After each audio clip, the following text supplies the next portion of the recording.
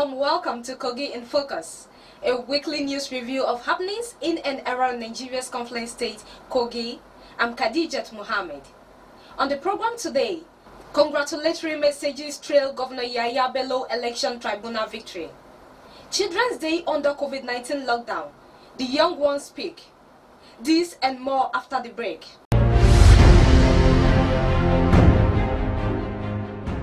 Welcome back.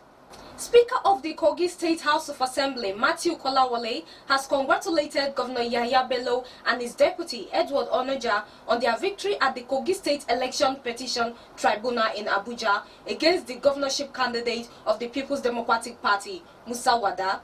The speaker said it is heartwarming to receive the cheering news of the well-deserved victory, stressing that the petitions indeed lacked merit and were justifiably discountenanced. He said the dismissal of the case was long envisaged as many of the points canvassed by the petitioner were based on hearsay.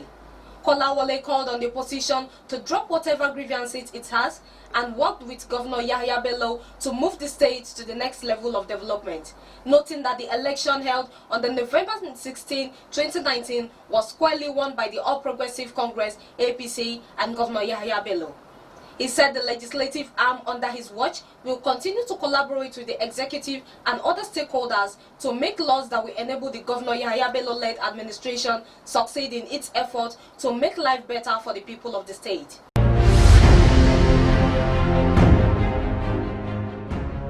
The Commissioner for Works and Housing, Abubakar Ohere, says the judgment of the tribunal upholding the election of Governor Bello and the All Progressive Congress is a reaffirmation of his landslide victory in the November 2019 election. He also commended the tribunal judges for what he described as the thorough and systemic demolition of frivolous and unsubstantiable allegations and claims. Ohere stressed that the court verdict is a victory for democracy and the good people of the state, whom he said gave the APC-led government of Governor Bello the mandate to lead the state. The commissioner further appreciated the judiciary for rising up to its responsibility of ensuring that justice prevails, stressing that the judgment was a clear indication that the third arm of government is truly the last hope of the common man.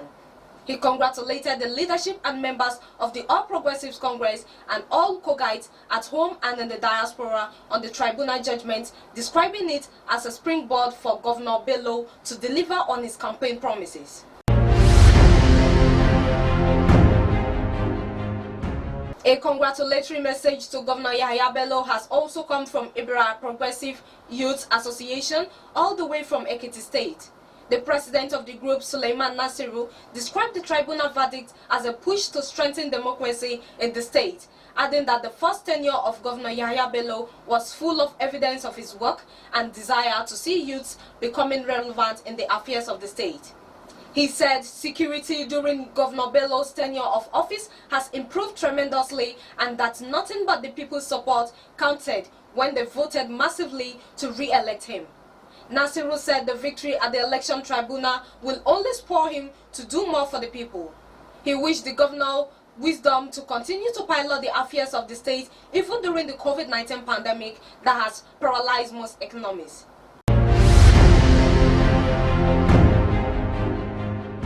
Still on the tribunal judgment, the Kogi Central Elders Advisory Council led by Yahya Karaku has also held the verdict.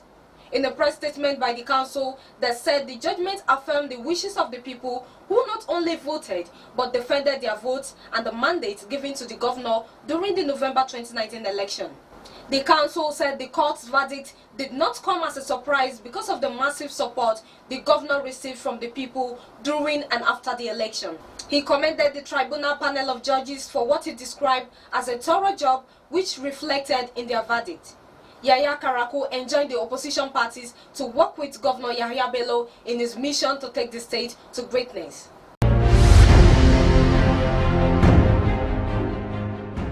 A Lagos-based APC stalwart, Jimoh Otori Otan, joined numerous well-wishers of Governor Yahaya Bello to congratulate him on his victory at the Tribunal.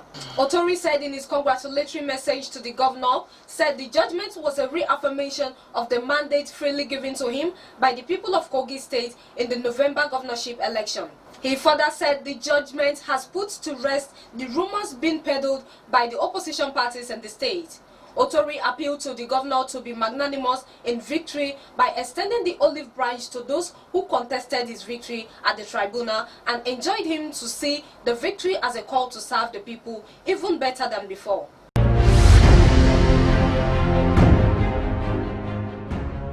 May 27 every year is celebrated annually as Children's Day.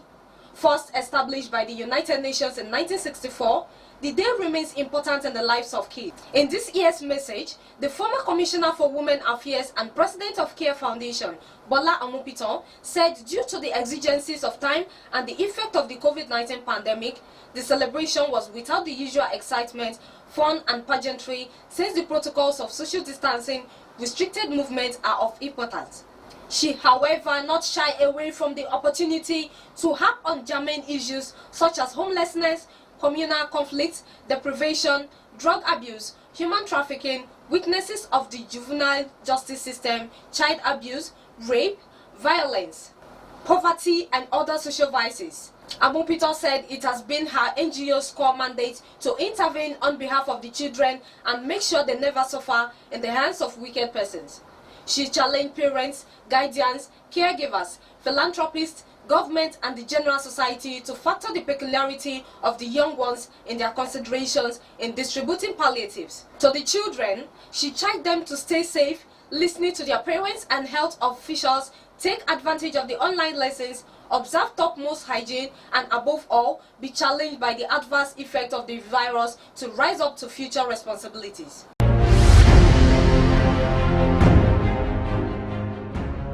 President Muhammadu Buhari has been commended for signing the bill granting autonomy to state legislatures across the country.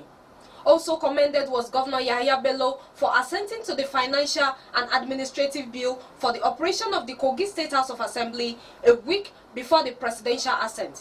The clerk of the Kogi State House of Assembly, Amoka Ibrahim, who lauded the president and governor during a meeting with staff at the assembly complex, described the signing of the bills as timely and long overdue. Amoka described Governor Yahaya Bello as a humane leader whose interest was to see a united, prosperous Kogi State. He harped on the need for the staff to be more committed to their primary assignments as the development will bring about improved working conditions. The Deputy Clerk, Attah Emmanuel, in his comments, praised all stakeholders for their resilience and drive towards the realization of the autonomy, saying the struggle for legislative autonomy started in the year 2000. He commended Governor Yahaya Bello for the political will in granting assent to the bills which previous administrations failed to do.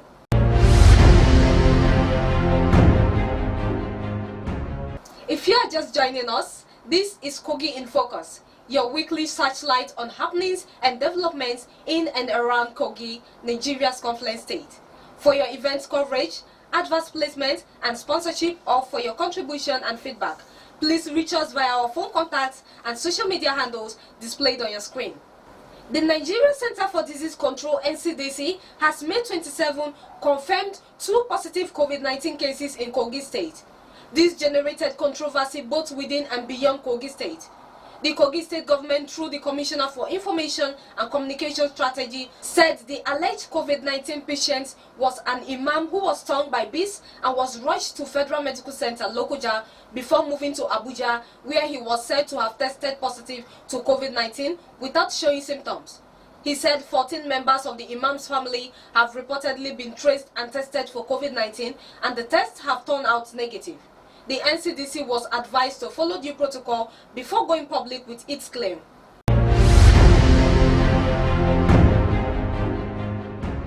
More reactions trailed the controversy surrounding the declaration by the Nigerian Center for Disease Control of confirmed COVID-19 cases in the state.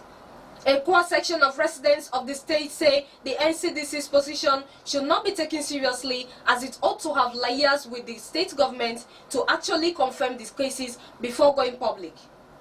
They said they back Governor Yahya Bello's claim that there is no case of COVID-19 in the state. They called on officials of the Federal Medical Center Lokoja to clear the air on the COVID-19 case controversy. Reactions have triggered the controversy surrounding the declaration by the Nigeria Center for Disease Control of confirmed COVID-19 cases in Kogi State. A cross-section of residents of the state say the NCDC's position should not be taken seriously, as it ought to have liaised with the Kogi State government to actually confirm the cases before going public. If they have come here and have established cases in some of the hospitals here, they saw it themselves. The doctors confirm this is COVID-19. Then I think then we know we have it. But if they are sitting somewhere and doing that without coming to confirm it here, I think it's not true. They claim that Kogi State, because of our strategic location, we are surrounded by 8 or 9 states, including FCT, and that because all these ones have cases, so we must have. Is that a law? Is it sacrosanct? Is that what is obtainable? Are there no countries in the world that do not even record one single case of COVID-19? What if God has designed it that Kogi State should be exempted? Is it our fault? Shouldn't we be happy about that? Why are they interested in recording case for Kogi State? We don't have it, and we pray to God Almighty not to even let us see that happen in Kogi State. They say they back Governor Yahya Bello's claim that there is no case of COVID-19 in the state. On my own part, there are some indices that we used to know whether we have an epidemic or whether we have a pandemic in our hands.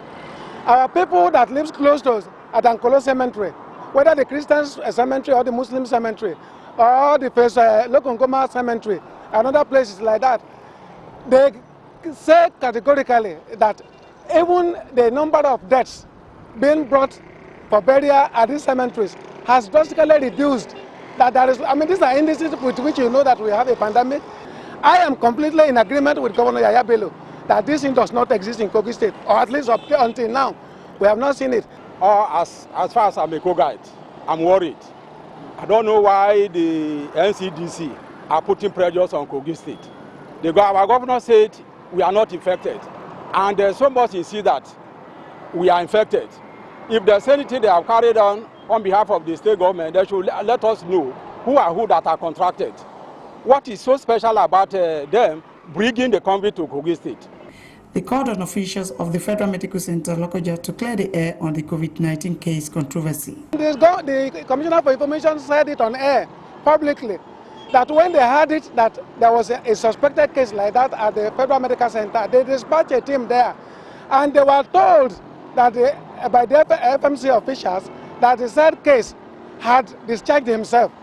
I'm yet to see the public reaction or retraction of that statement by the FMC officials. Until the FMC official come on air to debunk that allegation, then something is truly fishy. And I believe strongly that COVID-19, and judging from all the signs that people say they have, or that you see, we have not seen such signs. We have not seen such signs. If they exist, we know it cannot be hidden. It cannot be hidden. The Kogi State government, through the Commissioner for Information and Communication Strategy, said the alleged COVID-19 patient was an imam who was stung by bees and was rushed to Federal Medical Center before moving to Abuja. He was said to have tested positive to COVID-19 without showing symptoms. 14 members of his family have reportedly been traced and tested for COVID-19, and the tests have turned out negative.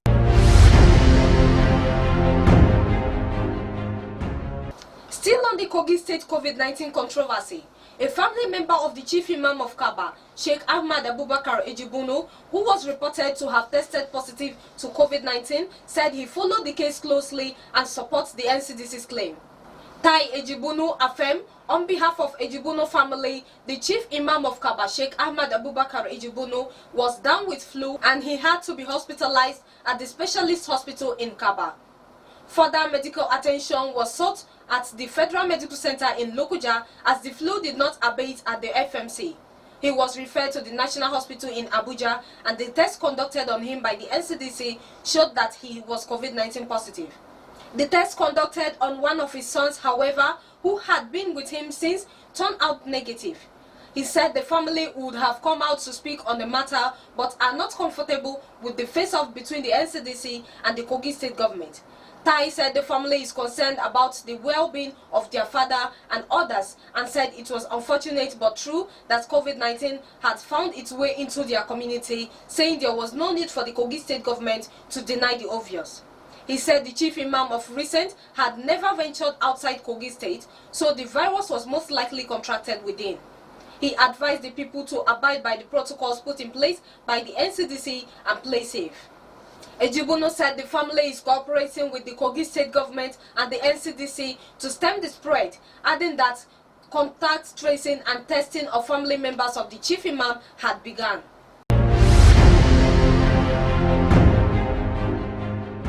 The Kogi state government has distanced itself from the report of NCDC that the state has confirmed COVID-19 cases.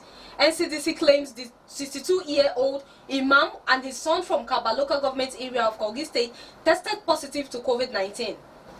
According to the son, his father, who is a hypertensive diabetic, had attended a burial ceremony where he was stung by bees.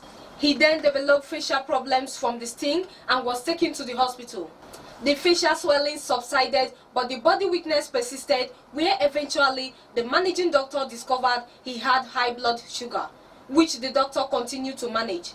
The Commissioner for Health, Saka Haruna, in a press release made available to journalists in Lokoja, said the normal NCDC protocol is to collect samples through the state ministries of health, where an epidemiological form will be filled by the state epidemiologist and a sample number called an EPID number attached to accompany the sample to the laboratory for onward testing that he said did not happen. He said the doctor confirmed that there was no time the patient presented with fever, cough or difficulty in breathing. The only complaint was that of general body weakness, adding that the doctor had no reason to refer the patient to FMC Lokoja except on the insistence of the patient because they felt he was not getting better. The commissioner said the state medical team arrived National Hospital Abuja to evacuate them and to conduct a confirmatory test using a private molecular laboratory as well as Kogi State rapid test kit, but the patient eventually denied them the opportunity to get it done, exhibiting fear of receiving punishment from the federal government. Saka said that though NCDC has consistently refused to support Kogi State in its fight against COVID-19, the World Health Organization had been part of their team till date. He also accused the NCDC of refusing to follow their own protocols even when they visited the state for assessment of the state's preparedness by not subjecting their team members to self-isolation for 14 days before carrying out their duties. He confirmed that despite the fact that they do not accept the fictitious cases, the government has gone ahead to do contact tracing to identify all those who came in contact with the man, tested them, and they all came back with negative tests. The commissioner, however, said they will be retested in the next 14 days. He called on Nigerians to ask the NCDC what they stand to gain by manufacturing fictitious claims and attaching them to states, and their eagerness to announce such cases.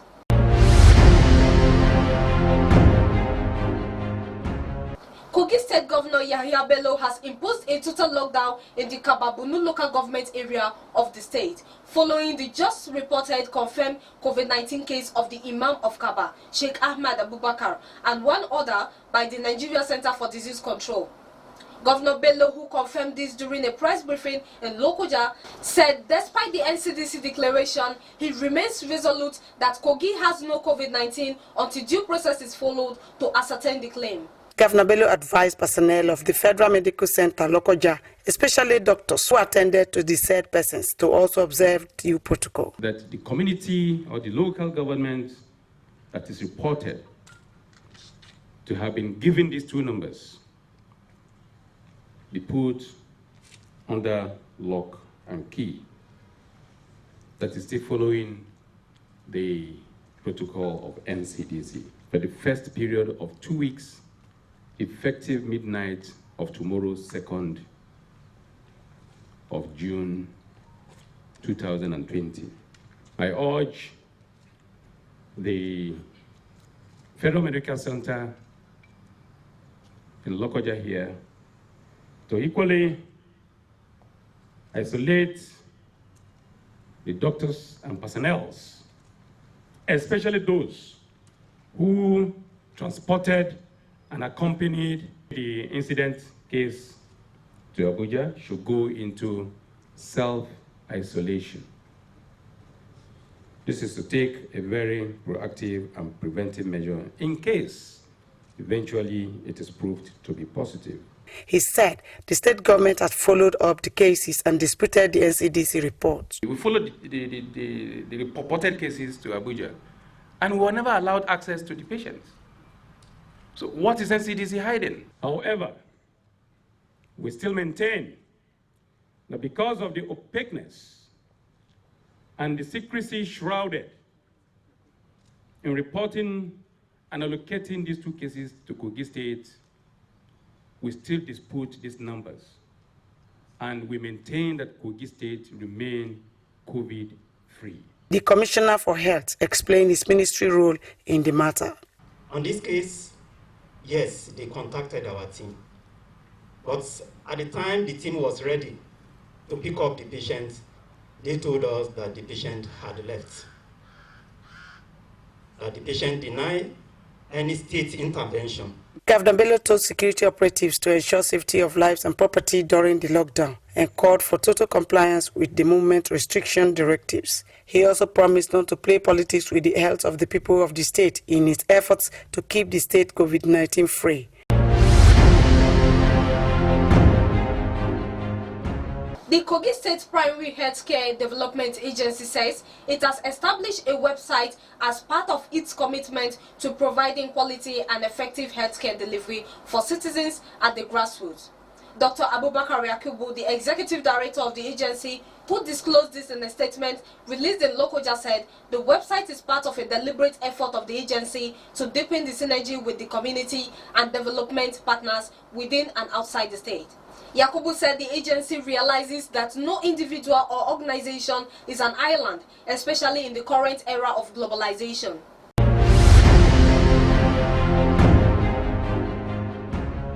The people of YAGBA West local government of Kogi State have experienced an unusual downpour that has threatened the ecology of the area. According to an environmental health and safety consultant to the Kogi State Environmental Protection Board, Abiodun David, the effect of previous rains coupled with the location of Ebe and runoff drains and ecological impact assessment involvement is necessary to prevent the adverse effect it poses for the area. Abiodun said most areas affected include entire Ijagon and Isaba communities. He also added that the Eleja Road, Okuru River culvert and all its residents along the banks are at risk.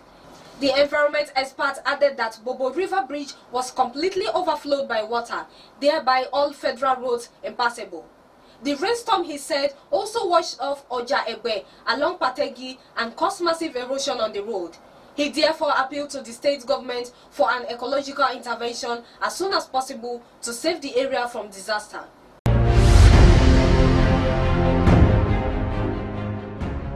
Reacting to the road disaster, the Senior Special Assistant on Security in charge of YAGBA West, Oshaloto Tade, visited the scene of the havoc wreaked by the rain that led to the collapse of the bridge linking Ebe, Koro and Obe Road. The bridge is the major link between Ebe and some neighboring communities. It also links Ebe with Koro, Obe and Ekiti State. Tade, who was accompanied by Aderonke Aro, the member of the House of Assembly representing YAGBA West constituency, and some other dignitaries for on-the-spot assessment.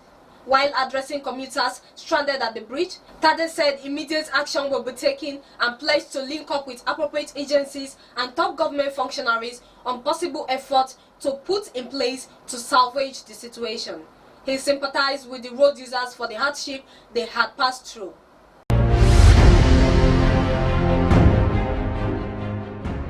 Oshaloto Tade Joseph, the Senior Special Assistant on Security in charge of YAGBA West Local Government, met traditional rulers and the leaders of Hausa Fulanis in Okuro, Okoloke, Isolo, and Sa communities on how to curb incessant armed robbery attacks along the volatile road of the Akumaru communities. Joseph said significant strategies have been mapped out to restore normalcy and improve security networking, adding that recommendations on long-term solutions to the security challenges facing the people of the area and other road users have been made. The traditional rulers and the three communities commended the efforts of the security aide and pledged to give him maximum support. Leaders of the Hausa Fulani in the Akumaru communities also pledged their full support and assured Joseph of their readiness to contribute to developing the security architecture of the area. They also promised to provide useful information where possible to the security agencies to stop the activities of criminals who they say have been erroneously identified as Fulani herdsmen.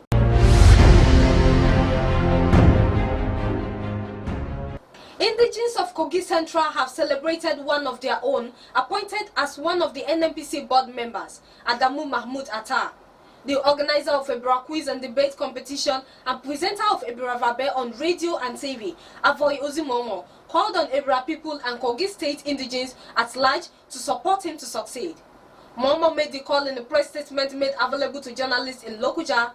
Members of the NNPC board include Mohammed Lawal from Northwest, Tajuddin Umar from Northeast, Mahmoud Attah representing North Central, Senator Magnus Abe from the South-South, Dr. Stephen D.K. Southeast, and Pius Akinyelure from the Southwest.